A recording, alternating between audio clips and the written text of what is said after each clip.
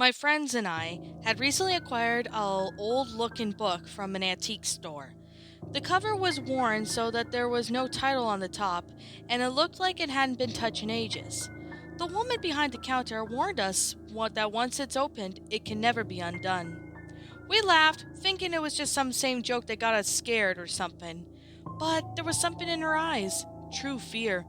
We went to Heather's house and proceeded to look inside the book. When we opened it, there was a slight chill in the room, and a few of the candles that we lit had went out.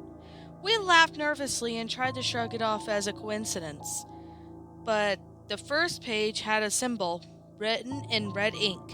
This next page had something written in Latin.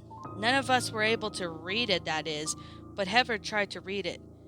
Nonquam dormant. After she read it, everything felt so feel to it, like someone was now watching us.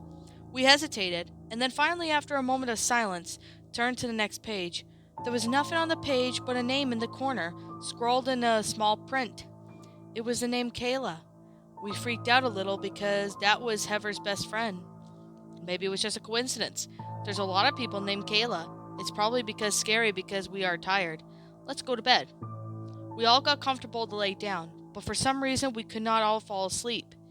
It felt like someone was watching us in the shadows. And about 2 a.m., I finally drifted off, and the others had fallen asleep before me. I had a very disturbing nightmares. I was in a dark room. Heather was across from me, and Kayla sat in the middle. Suddenly, a grotesque female looking monster. It had bags under its eyes, and it looked like it hadn't slept in ages. Heather just sat there, blank faced, and I watched in horror as it devoured Kayla. It looked backed up at me, blood dripping from its mouth, then pointed to Heather, and then the monster and Heather disappeared. I shot up in the dark, looked everywhere, and Heather was and saw her sitting there, her face as white as a ghost, starting to where Kayla had been sleeping, who was now gone. I turned on the light and ran to the spot where the bloodstains are on it. Heather sat frozen in fear. I could tell that she had the same dream. I looked at the book, which sat open on the desk. Kayla's name had been scratched out, and it had Heather's added. Heather was admitted to the mental ward after that. Her mother sent her there after she walked in on her room. She hadn't slept in days and wrote, "It never sleeps," all over the walls. Her mother assumed it had something to do with her daughter not sleeping, and the doctors told her to simply fix her. The doctors tried everything from electric shock to sedatives, but she fought them, believing that she was next. But they didn't believe her. They just thought it was just another episode. So they gave her a mixture of sedatives, hoping that it would make her sleep. Little did they know, they made it worse. Once again, in the dark room, but Heather stood in the center. She looked sullen and like she had lost a lot of weight. I watched her disappear onto the floor and glad that I didn't have to watch her be torn apart or anything. I jolted up and saw the book on my nightstand, which didn't make sense because I threw it out the other day. Her name was crossed off, and mine was next. The next morning, my mom told me they monitor her and witnessed something very scary to happen. They watch her strapped down, body get thrown across the room, get torn into pieces, but the monitors that were showing her brain activity was of a normal nightmare. How could a nightmare be doing this to her? Finally, after 3 a.m., she died, and they said her death had been a painful one, even though she was asleep. Now I fear for my life. I haven't slept in almost a week, and I feel like it's staring at me, bearing a hole in my soul, waiting until I sleep to get me.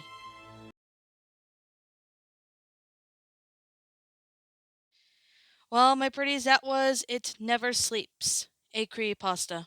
My personal thoughts on it? It's a pretty good story. I mean, it's a really good one involving, some sort of curse or something that happens to be afflicted on a group of friends after this story. So, I really gotta say, this one was definitely a freaky one. Like, not the freaky one, but it's definitely unnerving. And I can definitely really say it was definitely an unnerving story, but it was definitely a really good one at that. So, anyways, with that being said, and that being the case, I personally think it's a pretty good story, and I honestly really liked it. So, I really gotta say it's a pretty good movie for what it is. I mean, well, the story itself, it's really awesome. And I can really say it's definitely got a lot of good vibes for it. So, when I first saw it, I was like, holy hell, this one was actually pretty epic.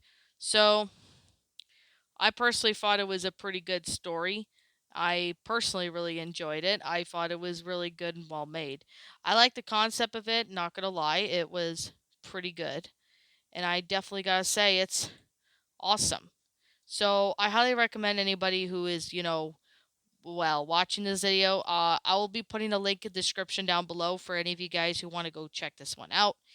And I mean, the grammar is good, sentence structure is good, but I really wish that there might have been something more added to it or something.